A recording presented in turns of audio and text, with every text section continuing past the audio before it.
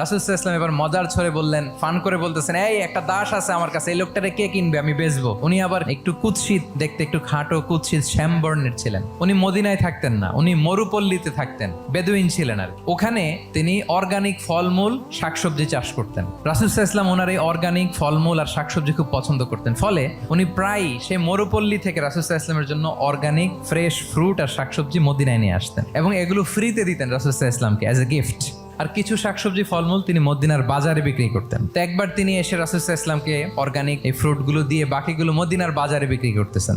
রাসূলুল্লাহ সাল্লাল্লাহু আলাইহি ওয়াসাল্লাম বাজার ভ্রমণে গেলেন, যে দেখে ওই তো জাহের, তো ওনাকে দেখেই রাসূল সাল্লাল্লাহু আলাইহি ওয়াসাল্লাম পিছন থেকে এরকম ঝাপটে ধরলেন। উনি তো আর দেখতে পারতেছেন না কে ধরলো, উনি বলে মান হাদা আরসিলনি, এই ছাড়ো ছাড়ো। যখন পিছনে ফিরে দেখে আল্লাহ, রাসূল সাল্লাল্লাহু আলাইহি ওয়াসাল্লাম এখন আর ছাড়াছাড়ি করে না, এখন ওনার পিঠটা রাসূল সাল্লাল্লাহু আলাইহি ওয়াসাল্লামের বুক মোবারকের দিকে আরো লাগাই দিচ্ছে। এইভাবে ফান করে বলতেছেন, এই একটা দাস আছে আমার কাছে, এই লোকটারে কে কিনবে, আমি বেচবো।